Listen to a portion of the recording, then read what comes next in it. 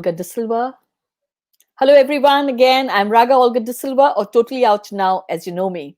A very warm welcome to all. At Speaking Minds, as you know, we continue our focus on sharing powerful stories, insightful lessons, hosting thought leaders, motivational speakers, industry experts, performers, artists, through our online show from the other side. I'm the co-founder and director of Speaking Minds, India's largest international speakers bureau. Now imagine you're in a hostage situation. You can't see them, don't know where they are, and yet you have been assigned the task of negotiating for their life. You can't see who you're fighting against either. You are in a life and death situation. What do you do? Let's understand the key elements of negotiation from our guest tonight, Richard Mullender, a former detective and a former hostage negotiator, now a corporate trainer. Richard was involved closely in the negotiation of UN hostages from the Taliban as well. Welcome to the other side, Richard. Thank you very much. Welcome. How have you been? To see you again. I'm very well, thank you. I've been locked down now for, 10 weeks maybe. 10 weeks? So, yeah, but not too bad. Keeping myself busy and, yeah, quietly enjoying the peace, shall we say. Oh, wonderful. You know, we've always loved having you in India, and I'm looking forward to actually having you physically back in India someday soon. That'll be great. I love the place. As you know, I think it's the one country that stunned me. I've been all over the world, and I remember arriving in India and just thinking, wow. So it is a fabulous, fabulous place. Wonderful. You know, a lot of our audience would never have met someone like you. When I say someone like you, a handsome man like you. I wish that was the case. It's very kind of you. But you know, there's this whole romance around a hostage negotiator, right? The whole term of a hostage negotiator. So what do you think about this? Are we romanticizing the word hostage negotiator? I always think that whenever I do a presentation, people imagine that they're going to get some sort of James Bond figure. And they're always a bit disappointed because I turn up and I look like his granddad. So I think it's a bit unfortunate for people. Sorry, you're our James Bond. We love you. That's very kind of you. But no, it's interesting. I think you're right. And obviously, from a business point of view, it's a very useful USP. I mean, you know, there can't be, you know, I think people. The important thing for me, I think, when I talk about hostage negotiation is that anybody can do it. The skills that we use are the skills that you would use when talking to your children, talking to your, you know, the people that are working for you or people who work for you, you know, so they're all the same skills. I always make the comparison with me trying to talk someone off a bridge in a suicide intervention. It's exactly the same as you trying to get your daughter out of the bathroom. You know, I want to ask you to speak slowly, but then I'm thinking, but, you know, actually I shouldn't ask you to speak any other way because there are a lot of people in situations like this, right? Our clients. We don't have the, the liberty of asking them to slow down so this must be how a hostage situation must feel, right? Where you can't really understand what the other person is saying at times, perhaps. Well, on the screen, yeah, absolutely. And also, if you think about it, you're being held hostage by a virus. Yeah. You're trapped in your house in the same way a hostage would be. You at least have the freedom of walking around, but you have no control over what's going on in your life because you're being told this is what you can do, this is what you can't do. So this is very similar. I always thought this is very similar to a hostage situation.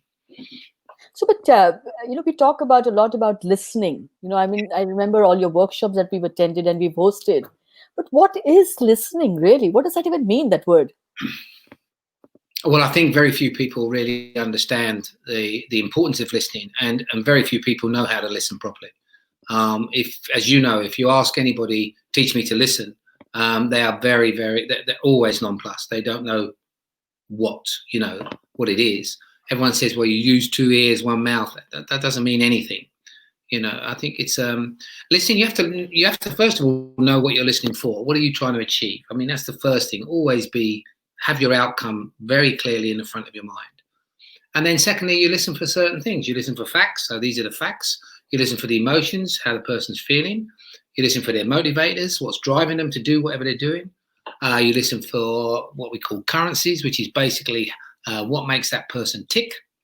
And then you listen for benefits. And that is basically, again, what you're trying to understand is how can I make this person see this is worthwhile to that person? So the what's in it for me.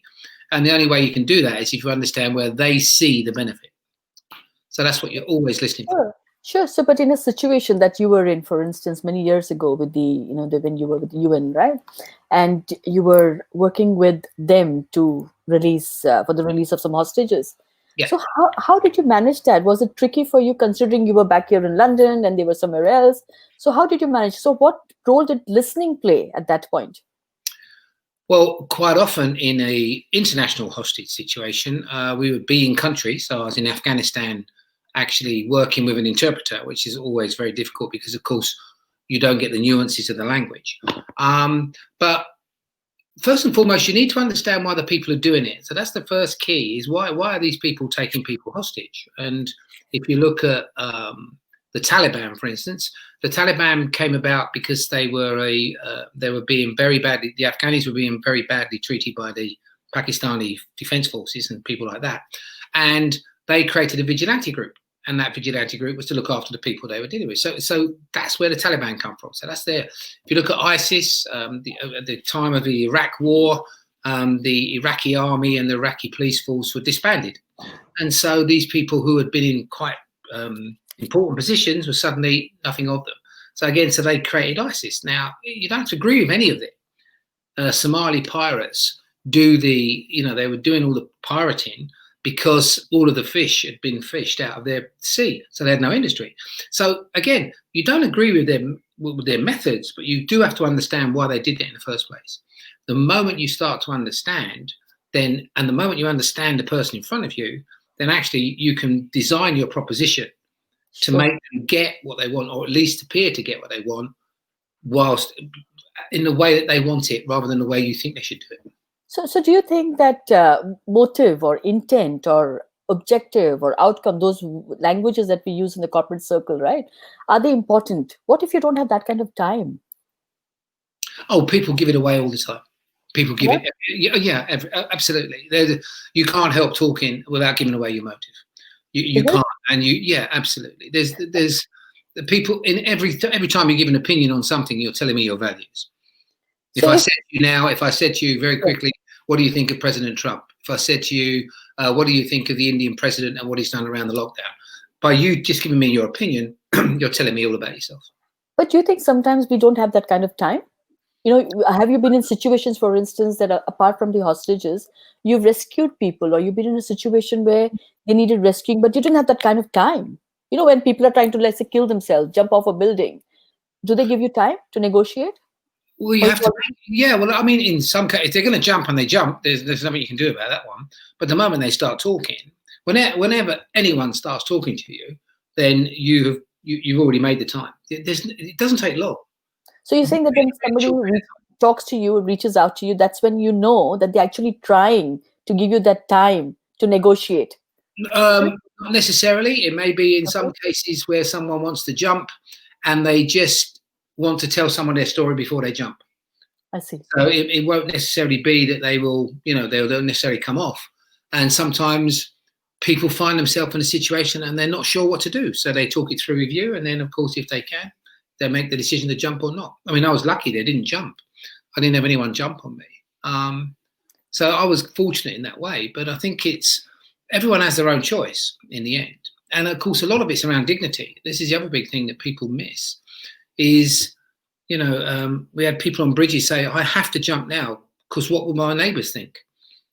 And you'd say to them, well, who cares what your neighbours think? He said, well, I do. And that's the key. I mean, all the time, when someone says to you, I've lost £5,000, I'm going to have to kill myself. And you say, it's only £5,000. Yeah. To you, it's only £5,000. To them, it's a lifetime. Correct. And so it's relative. Yeah, absolutely. And you've got to understand them.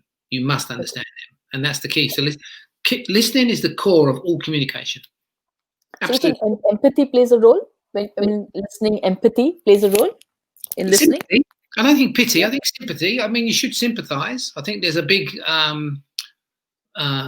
myself, I think where people make the mistake with empathy is they think, if I was in your place, this is what I would do. I'd try to see the world through your eyes. And you can't do it. You can't do it. You have to listen to what the people tell you.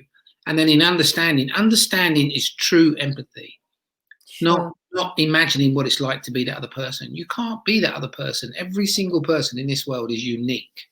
But do you think it is possible to understand such a huge spectrum that we live in, right? Because that person could be from any part of the world, any kind of background. So how is it easy to understand that? Well, first and foremost, you listen to them. Let them tell us. Listen to their story. They'll tell you that story.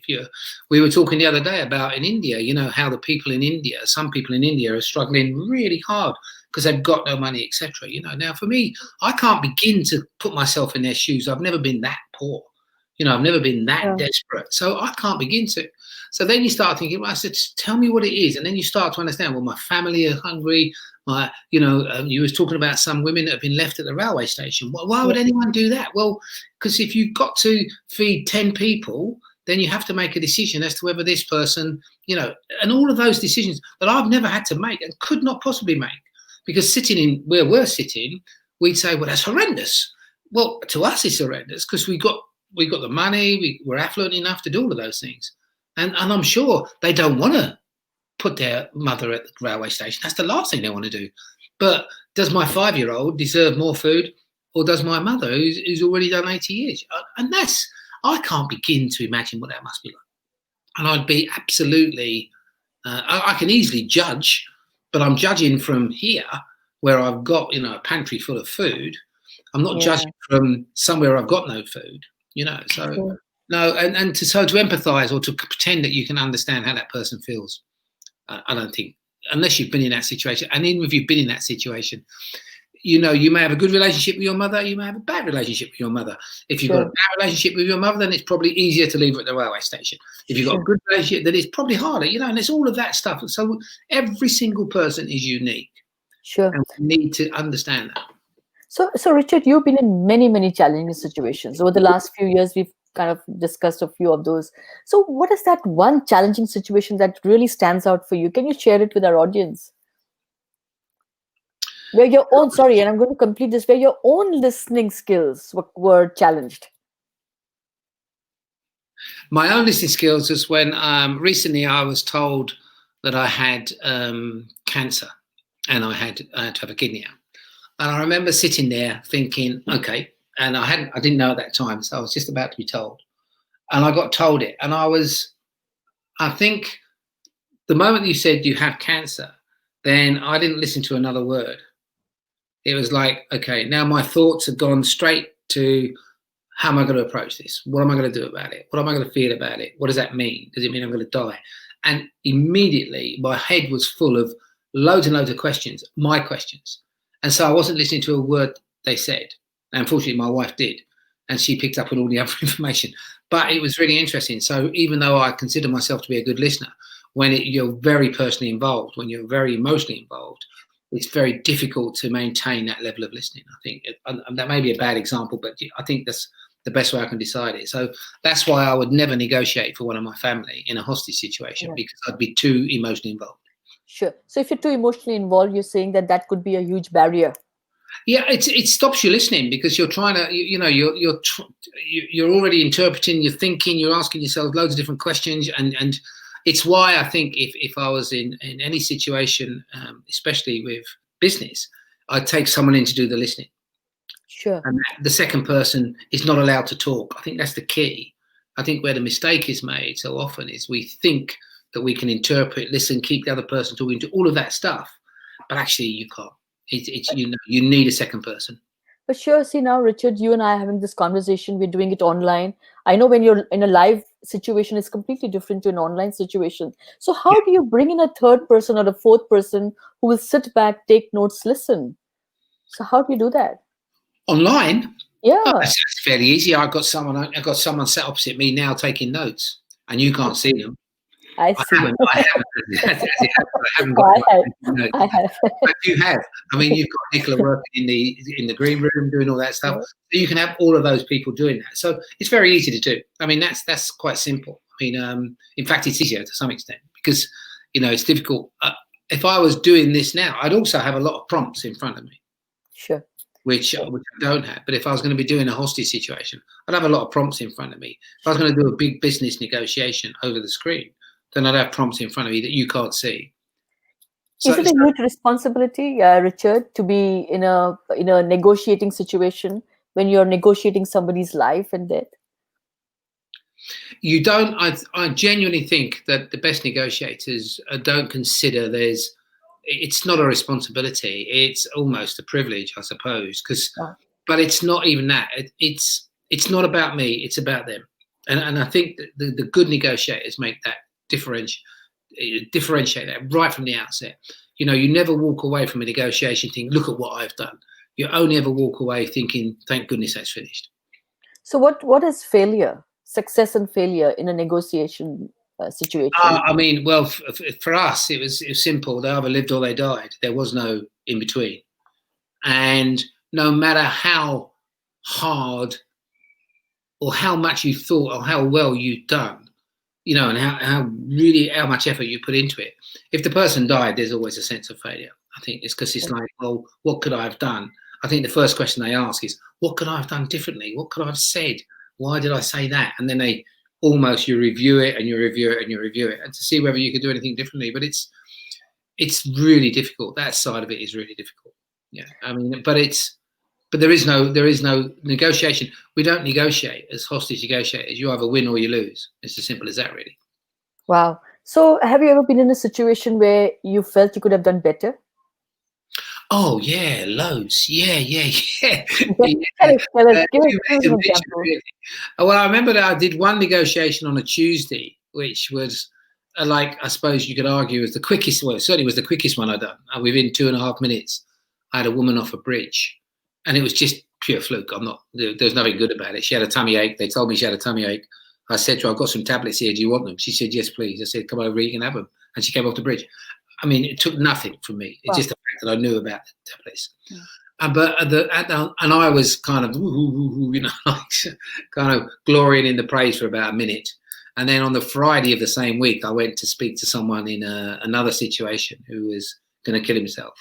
And after 2.5 minutes, he said, and I won't use the exact language, but basically he said, "What part of go away don't you understand?" And at that point, I had to go away, you know. And it was, you know, because I'd become a little bit up myself, really, kind of thought I was good enough, you know, and clever. And I used a tactic that I'd used a week before with a woman, and it didn't work. And I think, you know, and I kept pressing it. And in the end, he said, "Do you know what, mate? Go." And that was, so it was a real learning curve for me, I think, in that way.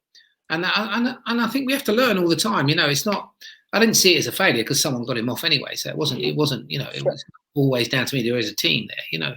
Yeah. But I think under those circumstances, it was, sometimes we just get things wrong. And then it's being big enough to admit we got it wrong, looking for advice or feedback from somebody else, and then not always taking that feedback, but at least listening to it to see whether you can change, you know. And I think for me, that's the key, is that if you want to get better at anything, you have to practice. No one's a genius. There's no geniuses out there that are just naturally good. They all work hard. Practice at it. And then if you get given feedback, then listen to it, you know, and then think, well, okay, and you may not take all of it, but you may take a bit of it, but you got to be open to that feedback. So you just talked about a team, right? So how important is a team? And do you always have a team? Do you always sometimes work on your own? No, very rarely as a hostage negotiator, you work on your own. You normally have a minimum of 2 and sometimes as many as 6. Sure. It depends on the situation, depends on how long it's been going on for, you know, and all of that sort of thing. But it's always a teamwork. It's never ever you. I mean, the number one is the one that does the talking, sure. But they are aided and abetted by everybody else. And if the number one starts to, where am I going to go with this? Someone's got to come up with an answer for them, you know. Sure. So it's always teamwork. Yeah, this idea that you're a great negotiator is just makes me laugh, really. So you talked about feedback, right? Taking feedback is so critical, which is very critical for all of us. But there are some people who don't take feedback, no matter how much you want to, you know, how much feedback is required for them. So how do you handle a situation like this? Well, again, you need to understand why. They're probably in a fixed mindset. So they've got this mindset. They've probably been told they're wonderful as kids all the way through. And then when something comes along and they fail, then they suddenly collapse. And these people kind of, they don't want to listen to feedback unless it's to tell them they're wonderful. Sure. if I had someone like that, I mean, you rarely come across it in the hostage world, because negotiators are generally speaking, well, they're all open to feedback. Otherwise, they wouldn't get through the course. I mean, because all you get is feedback, and it's brutal feedback. And you just have to accept it and think, okay, well, I've done that differently. You know, you have to take it on. But with someone like that, first of all, I say to him, listen, you're great at this. You know, so I'd give him a little bit of praise just to make sure that he's kind of on my side. And then I'd say to him, there's a couple of things you might want to think about, because they may well make you better. You know what I mean? So you'd approach it from that angle rather than from you're useless. Okay, sure. So Makes Richard, I'm going to take a short break in terms of I'm going to read out some of the feedback, comments, and questions that are coming from the audience. Audience, Okay. thank you for engaging with us. It seems like to be a fantastic session. We've got lots more coming. So let me go through this. So there's our usual Raj Singh Rawat says hi. Rima Sangvi, you remember Rima, our business partner? Yeah. She says, hello, Richard. So good to see you again. She says, someone's called you Mr. Bond. Raj Singh says Mr. Bond. Yeah, I don't think so. Hey, he is the Bond. Absolutely. Hema Mehta says hi. Anil Bharwani gives his love. Manoj Gursani says interesting and unusual speaker. Yeah, unusual he is. He's amazing. Just wait till we continue with the conversation. Yeah. Sarthak says salute to a real life hero. Oh, no. All teamwork. Sarita Dasgupta says, what an interesting person to be talking to. Way to go. Sean D'Souza is part of a team. You would have met him, who does all the creative at Speaking Minds. He's here as well. Kruti Parik asks, she's a young magician from India. And she says, what is considered a good negotiation? Oh, I think from a business point of view, or from a hostage point of view, everyone comes out safely. I mean, that's everybody. That's all the perpetrators, the hostages. Everyone comes out safely. That's considered to be a good negotiation. That's a good result, at least. In a business point of view, I always think of win-win-win. I know people talk about a win-win situation. I'm kind of, if it's business, then if you imagine 3 wins, the first win is big, the middle win is small, the last win is big. So you've got win, win, win. And so my win is going to be big and your win is going to be small. However, you've got to think that your win is bigger than my little win. So if you imagine 2 arrows going from win, win, win, win. Yeah. And it's that. So that would be a good negotiation. But of course, if you do that, you've got to make sure that the other person never realizes that you've done better than they have. But what is big and what is small? Is it, that depends on the context, really. I mean, it depends, you know, do you get more out of it than the other person? I suppose. I don't know, really. It's whether you feel, when you come away from it, you feel good about the negotiation, that you've had a good negotiation, that in so much as that people have, they both sides come away feeling good about it. Sure. Do you know, that's the key, because you're building long-term relationships. I always think all negotiation is about building relationships. Brilliant. So that's so critical for us, isn't it? In real life, in business, and whatever we do, building relationships. We keep forgetting that. Sonal Sher says, love what he just said about understanding and empathy. Yeah. That's great. Sarthak says, what takes priority when you're in a situation, emotional or being pragmatic? What takes precedence, he's asking. Good question. Well, I think it depends on the situation you're in. You must be pragmatic. You have to be pragmatic. But I think you have to come across passionate. So you've got to be able to show emotion. There's no reason, you know, if someone does something bad, what's the matter with you? Why are you doing that? You know, I can't understand this. You know, I don't see what you're looking to achieve by doing that. Why are you doing this? So you can kind of, you know, you can show emotion and you can be emotional, but you can't let your emotions control you, because then, you know, no one likes talking to terrorists. You know, it's difficult to talk to people like that. I'm not particularly keen on the word terrorist, but no one likes to be in that situation where people have taken control of someone else. You know, no one likes that. But you can't allow that to get in your way, because if you do, you'll never negotiate properly, because you see the other person as being wrong, and you've got to take yourself out of that. We're talking about the T word, which I don't want to use the full word. The T word, you know. It's scary, right, when you think about people like that, because they come across, at least, as cold, as someone who would do anything to get their way. How do you manage something like that? I mean, how do you do this? How do you get into their head? Well, again, it depends on whether they talk to you. I mean, a lot of the times, of course, they won't talk to you because they give away their location, etc., etc. So there's sometimes you can't get to that. But whenever you get reports about them afterwards, you know, that you find they're kind of like 19-year-olds or 20-year-olds who have been indoctrinated in some way. They're just as frightened as we are. You know, they don't know what they're doing. They're in that really, they're kind of stuck almost. Do you Right. know? And therefore, you've got to kind of give them a way out. Some people do things out of frustration. You know, if your children were hungry and the only way you felt no one was listening to you, how would you get people to listen to you? You know, and maybe this is an extreme way of doing it, but think of it like that. You know, so it's not. You can't just look at people and say, they're evil, because I've met very few evil people, and I was a police officer for 30 years. You know, I think I met one who I would class as evil. You know, other people have a story, and you've got to understand their story. Sure. So You you know, think that people you can reach through to those people, right? Even if we think they are hardcore, cold people who will do anything to get their way. yeah, and maybe you've got to find a way to get through to them. It may be that it won't be necessarily emotional. It could be financial. It could, you know, you've got to look at it from a point of view. That's why being pragmatic is really important. Sure. You know, sometimes it's all very well appealing to their better nature, but it may not be. You know, if someone believes in money, then the better nature is money. You know, it's not, and that's the same in business. You know, but there is, you know, you can use emotional blackmail to a certain degree, but it's not always. It doesn't always work. You've got to find out what's important to the other person Right. and So somehow get that yeah. across. You know. So we are saying all walls can be penetrated, basically. Oh, I think there's some that can't be, but then you have to be clever as to do it. I mean, you've got to be. You may have a CEO that just doesn't like you, Yeah. you know, and you're going to go into that business world and you're going to go and do a negotiation, and this person doesn't like you, and no matter what you say, your message is not going to get across. In which case, you've got to think of another way of doing it. You know, so maybe you can talk to someone who knows him, or a friend of his, or someone that works with him, and give them your argument, and then they can give the CEO their argument, so someone else can convince them for you. You know, Sure. sometimes because you're not always going to get on that well with people.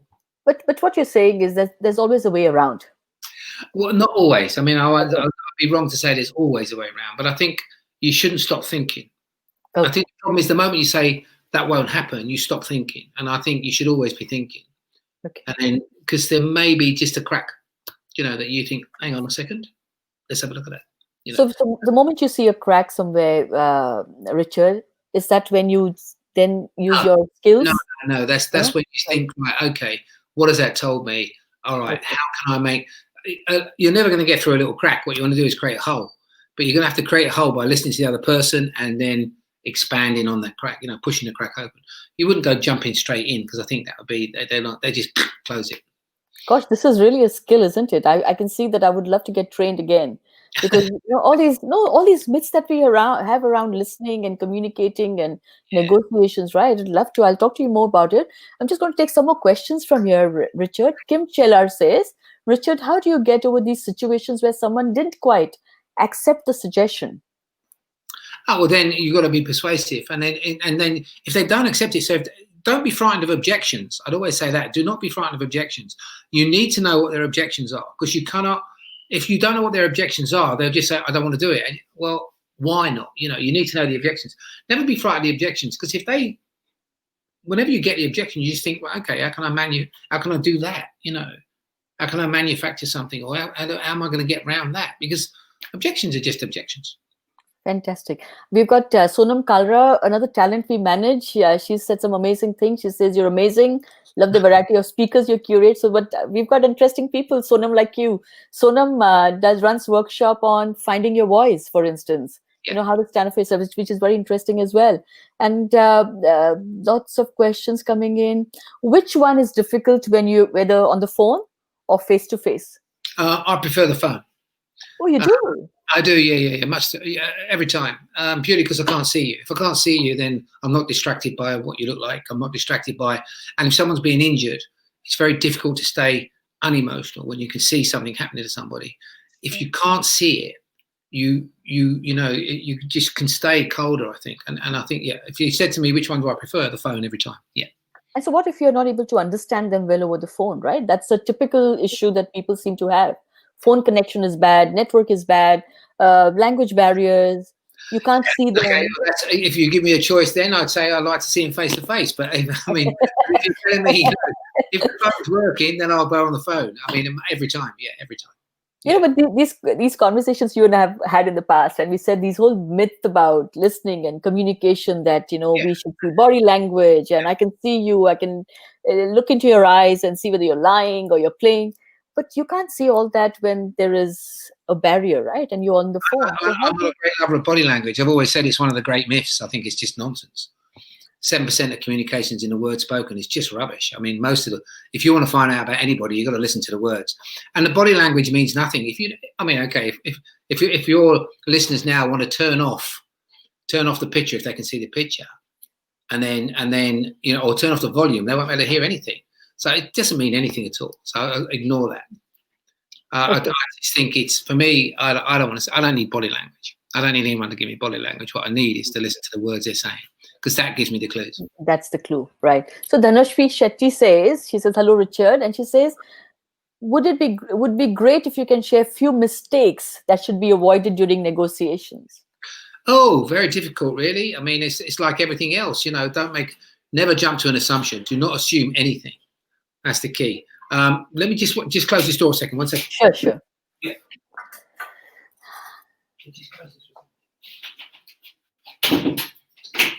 Sorry about that. Yep. Yeah. Don't make assumptions, and never make an assumption. So that's the biggest jump. Don't be too quick. Listen carefully, and test your assumptions by saying something like, "It seems to me that," never make don't guess. So you're saying that basically summarize everything that's told to you. You summarize it so that you are understood and you're on the same page. Yeah, I think that's true. Well, I paraphrase it rather than summarize it. So I'd never just repeat back what they've said, because that's you haven't got any meaning in that. So I paraphrase. So I'd say, like, it seems to me that what you're telling me is, yeah, whatever it is they've just told me, I can guess at what they mean by it. And if I'm right, they'll say yes, and if I'm wrong, they'll correct me. So that's how you use that.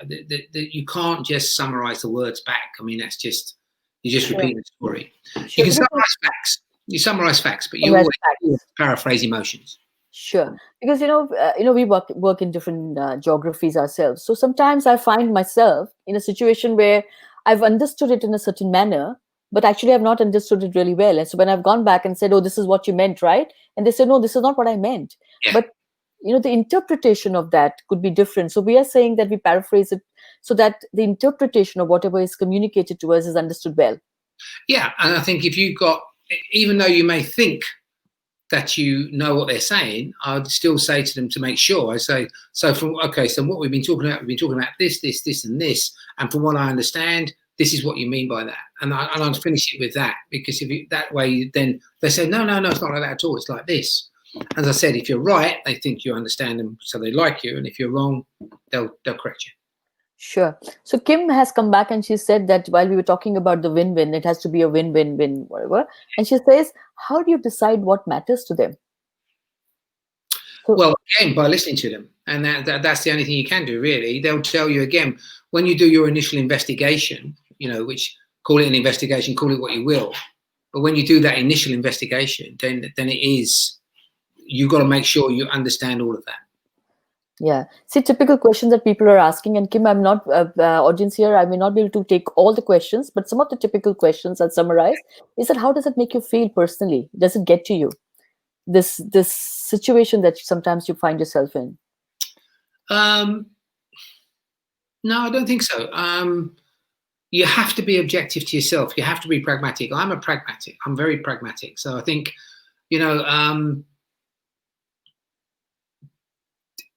even when you're investigating a murder or a rape case or something like that, if you become emotionally involved in it, you start to lose impartiality. You become less objective. Objectivity is the word I suppose I'm looking for. And I always think I've got to be objective here. My job is to get everyone out safely. My job is to look after the people. My job is to make sure that everyone comes out alive. So that's my job. So I've got no right, in a way, to be too emotionally involved, because I'm going to lose focus on what I'm meant to be doing. When you're Sure. in a business thing, make sure you know what your outcome is. I think that's the key for everything. It's easy for us. Our outcome is to get everyone out safely. In a business meeting, what's my outcome? So as a hint, first, the first time you go into a meeting, the first meeting you have with someone, your outcome must be to get them to trust and like you. That's the key for that first meeting. Because if they trust and like you, they'll give you a second meeting. See, So in a situation, sorry, Richard, in India, for instance, I mean, we work worldwide, but in yeah, India in particular, we take a long time to build relationships. So it is never instantly about a commercial outcome. It's always about relationship outcome, and then it can grow into a commercial business. it's So the the trust next, and likability thing. Yeah, yeah, absolutely. so People this trust, trust you, right? they like you. Yeah. So in our case, in the case of India, it takes a long time to build that trust, build that relationship, basis which then a commercial transaction typically happens. I'm not saying this is the general case, but it happens typically. So how do we learn to, maneuver and navigate through that kind of a long-term relationship and at the same time negotiate effectively? Well, the thing is, okay, when do you think your negotiation starts? I mean, that'd be the question I ask you. The first time you pick up the phone or write an email to them, that's the first day that your negotiation. That's a negotiation. So if that relationship is well, if you build that relationship well, you've got to a stage where you're almost friends. I mean, it is business, but you're at that level. Yeah. Then the actual negotiation is really simple because you'll just say to the other person, "How are we going to sort this out, then, Rega? What are we going to do?" Because that's a good relationship and that's a good negotiation. If you failed in the first part of it, if you failed to understand the person, you failed to understand what they stand for, you don't really listen to what they've told you, any of those things, if you missed all of that, then by the time you get to negotiation, it's 3 people on one side of the table, 3 people on the other side of the table, and you're in a war. In which case, you've lost the negotiation to all intents and purposes, because even if you win, the other person's not going to like you. So that relationship is soured. So I think Sure. the thing is to get the relationship right, and then the negotiation becomes easy. Get the relationship wrong. Sure. If we're in a situation where we're talking to somebody and they obviously don't like me, then we bring in another negotiator. Okay, so you replace. Yeah, absolutely. Yeah, it's nothing Okay. to do with me. And I think in business, where a lot of people make a mistake around business, same thing. They kind of keep going on, struggling and trying to get the relationship better. And what do I do now? He doesn't like me, etc. And just put someone else in. Someone else. Yeah. So you can have a friendship on the side, but commercial transactional relationship, if the person doesn't like you for some reason or someone else, you just replace. You'll never have a friendship with someone who doesn't like you. Correct. So that's as simple as that, really. I mean, if you don't like somebody, there's no friendship. Sure. So on that, I have another question from Meghna Kapadia. She says, when do you know if your persuasiveness might trigger the other person? Say that again. When do you know if your persuasiveness might trigger the other person? I'm thinking good or bad, right? Are you thinking good or bad? Well, if you're using some techniques, or if you're saying something that obviously going the wrong way, get out of it quick. Be flexible enough. Negotiation is about 2 things. It's about listening really hard, and secondly, it's about very quick thinking. You've got to think quickly. Sure. See, we're talking about a hostage situation. We're talking about challenges that you face when you're in a situation where you have to listen, communicate, negotiate. Yeah. Richard, I'm going to talk to you about the current lockdown situation. We kind of talked about it the other day. We are confined into smaller rooms. I mean, you and I, we have space, but a lot of people don't have the luxury of that space.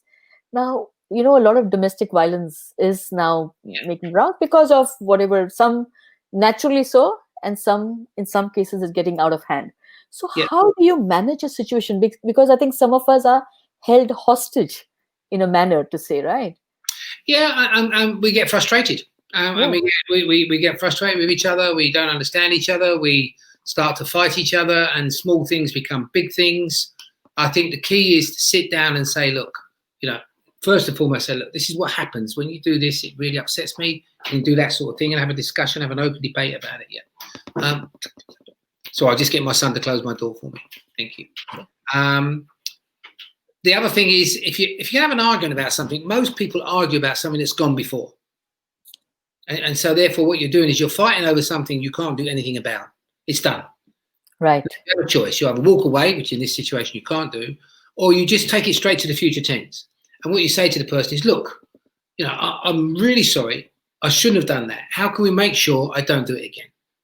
I'm really sorry it had that effect on you. How can we make sure I don't do it so it doesn't have that effect again? So you put it straight to the future tense. So it becomes choice rather than blame. Sure, but Richard, you're talking about logical, rational people. I'm talking about domestic violence situation where one person is in control, trying to show power. That is what domestic violence is, right? And now you're held hostage in a situation in confined home, stay at home, work from home, lockdown. Well, How if do you you manage? okay, well, if you want to, I mean, most hostages, and this will say the one thing they need to be is compliant, but I don't think that's particularly the answer you want, really. But I Yeah, think it's that's the difficulty is in a hostage situation, that sort of situation, become more compliant because at least then you kind of take away and help the other person out. But it becomes the power becomes almost you're giving away so much of yourself. I think it's really difficult. First and foremost, you've got to understand why is this person doing it. And most people that do domestic violence have probably been violated in their own way and somewhere along, So there's a whole history of stuff like this. Or I've sure. always got my way by beating people up, therefore I'm going to beat you up and I'll get my way, that sort of thing. It's really difficult. I mean, I can't really give you with domestic violence. The victims of domestic violence will know better than how to deal with it. I think that's the reality. Because you've got the person in front of you, and I don't know whatever winds that person up. It could be anything. It could be nothing. It's so difficult. I mean, it's a real difficult thing for us as well as police officers dealing with domestic violence because all you want to do is to beat the person up. Sure. That's what I'm saying. How do you negotiate your way out of a situation like this? That is the question, I guess and because of your experience as a cop as well. It's not so bad as a police officer because you've got the authority. So we always had the authority. So we weren't so badly off. I think in a husband-wife situation, and maybe a wife-husband situation, it's not always the other way. I think it's really difficult. I think especially one that's long going and ongoing. Sure. If it's a short one where the person suddenly changes their behaviour, then you say, I can't believe you're doing this to me. I can't. Why would you do this to me? You and I have been, we've been. And now you're doing this. I don't understand this.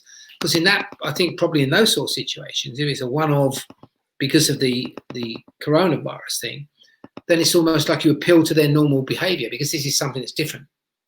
You know what I mean? But if it's a long-term domestic violence relationship you're in, it's not going to be any different, I don't think. Sure. So in a corporate environment, I know you run a lot of workshops. Yeah. Do you think that if you have 100 people, for instance, in a team, and you have hierarchies, right? Yeah. Do you think that at different levels of your own evolution from a junior person to a leadership role, you can have different levels of listening skills? And can you somehow balance it out? No, you should. No, I think there's no reason why everyone can't listen properly. And if everyone listens properly, then the relationship is always good. Because you're listening to the other person, you're taking account of what the other person's saying. You may not agree with them, but you're taking account of it. I think to say that, the higher up you are, the better the listener you become is just complete tosh. I mean, it's just nonsense. Sure. Despotic leaders, don't listen to anybody. They just bully. So, I mean, that's just nonsense. No. And you'll find that I always think, the best leaders will go to the people, the most junior people in that office and say to them, okay, how's it going? And find out what's going on there and listen to them because they're the people doing the work. The people on the coalface, you can make all these decisions in your ivory towers and you think I think it was Haig in the First World War, never went to a battlefield, never saw what it was like to be in war and only went to the battlefields after the war had finished. Now, how can you possibly tell people, he's saying we've got to run across that piece of ground. Yeah, but that piece of ground has been blown to pieces. It's full of mud. There's potholes everywhere and there's booby traps. Now tell me to run across it. But he'd never seen it. And I think if you're not careful, the higher up you go, the more detached you come from the actual where the work's being done. And then, of course, you don't understand. So you'll make these decisions without really consulting with the people that are going to have to deal with it. So tell me more about your workshop, Richard. Like, what is it that you support people with in your workshop? I teach them how to listen. I teach the absolute key to everything is listening. And then what I'll do is I'll also teach them. So if you can think about a communication workshop, a communication route map, all communication starts at the same place, which is the first meeting. You then move on from there to the investigation, which is finding out about the other person and finding out what the other person needs. You then come to your proposal, which is what your proposition is. This is where I think we can take it. You then have the counter proposal to all intents and purposes. And then you come on to the actual negotiation itself. And finally, the review. So we talk them through, we take them through the 5 things. So this is how we look at what's your first of all, we teach you how to listen, which is absolute key to everything. Sure. And I wouldn't run a workshop without that. You then say, right, okay, now we're going to teach you about first impressions and all of the stuff you do in that first meeting. You then look at the style of questioning. You talk about tag questions, open questions, closed questions, all of the sort of different types of questions there are. Inquiring questions, indirect questions, conditional questions. So you look at all the sort of questions you can use, and you listen, and all the time you're doing this in a way that people are listening to what's being said. So while you're also finding out what their needs and their concerns are for the company, you're also working out what the needs and concerns are for them, because when you come to put together your proposal, it's got to appeal to them, not to the company. So, and then you come to doing your proposal, how you put together your proposal, and then into the negotiation. There are techniques you can use in negotiation, but hopefully if you've done all the first lot right, then you know the negotiation is fairly easy. But if you do come up against an awkward negotiator, of course we show you how to do that, the sort of language you use. And then finally we look at the review, because most people don't review success. What most people review is what goes wrong, and you should actually review what goes right, because excellence comes from success, it doesn't come from failure. Right. So there's another question that someone at Idens B has asked. Life is full of negotiations in this COVID-19. What is that one advice you would like to give to any person to face these situations? Yeah. Oh, if you're negotiating, then listen very carefully to the other person. I can't emphasize that enough. I mean, you know, the more I think about it, the more you've got to understand the other person in front of you. And you'll only ever do that by listening. You'll never understand someone by talking at them. So I'm going to bring you back to your very, very early days as when you started, right, your career. So do you see a difference in your own self from there, that person that Richard was to the person that Richard is now? Yeah. Every day I practice. Every day I get better. Every day I read something that changes my way of thinking. Of course, yeah. You can never stop. You can never stop, I don't think. There's loads of really good books out there, you know, which not necessarily about negotiation, books about persuasion, books about all sorts of different things, and mindsets. You know, how do you change your mindset? Do you have a growth mindset? Do you have a fixed mindset? All of that sort of stuff, which is all really fascinating. And of course, when you put it together, you create I now talk in a way that I never talked about. The other big thing I've come is I challenge everything now, which I found in the past, I think I would have listened to people and just accepted it. No, I challenge everything. And I think it's looking at from the world, from the outside looking in, rather than from the inside looking out. I look at it, I like to see the world and think, okay, what's going on there? I was fascinated when we spoke the other day. I know I'm talking too much, but no, please, we love it. But when you said about India, you know, 130 million people, I think you said, who are now almost out to starvation, you know, or 30 million or whatever. I mean, it was a massive figure.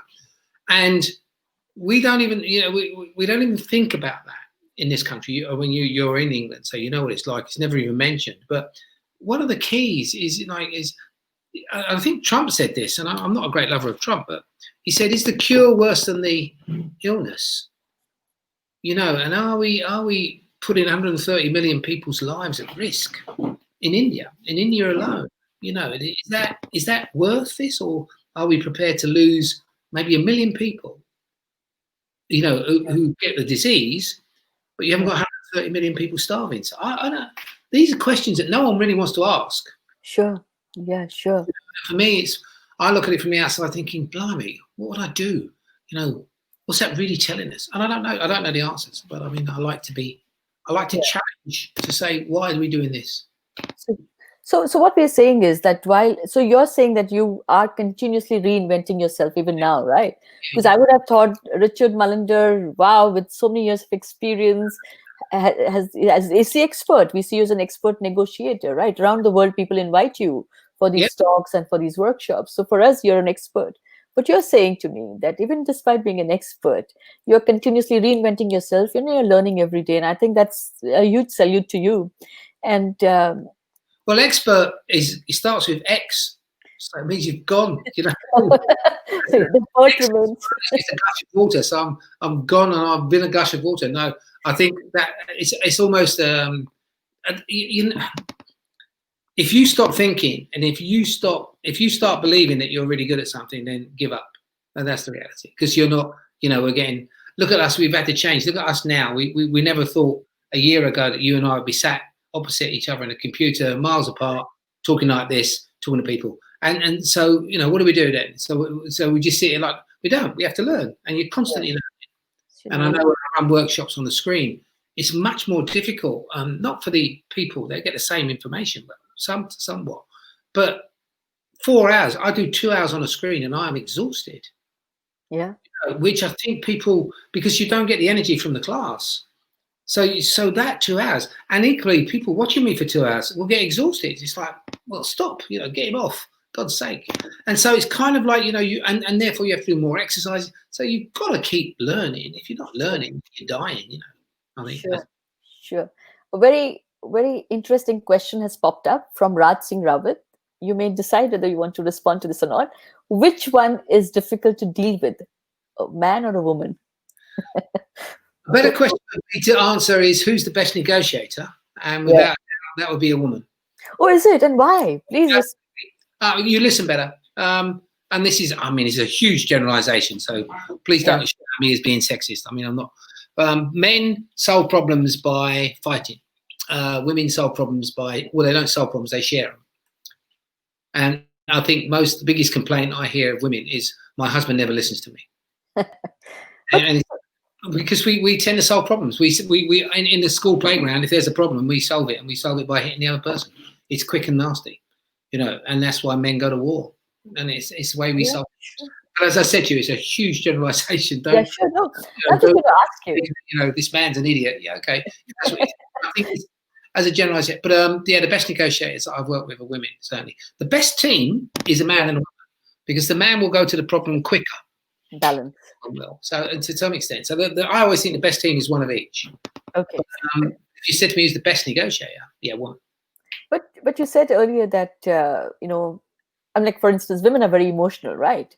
And you can't be too emotional when you're negotiating, because you have to be pragmatic. So how does, if there's a woman negotiating, how is she better than a pragmatic man? Oh, I think it's because they, first and foremost, you'll get far deeper into the conversation. You'll learn about the other person much more than we would. I think men kind of go, okay, I go over and say to her, I've got a problem. So what's your problem? So, beat him up. Let's go for a pint. And that's it, finished. You know, it's like done. What? Wait. You know, a woman will get much deeper into the problem. I think so they're better at it. And men will talk to women much easier than they talk to men. We can't show emotions. Men can't show emotions to men, but we can show it to a woman.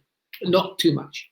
Sure. And I know we're generalizing again, just on this topic. So as a woman, if I have to negotiate, do you think it's easier for me to negotiate with a man or a woman?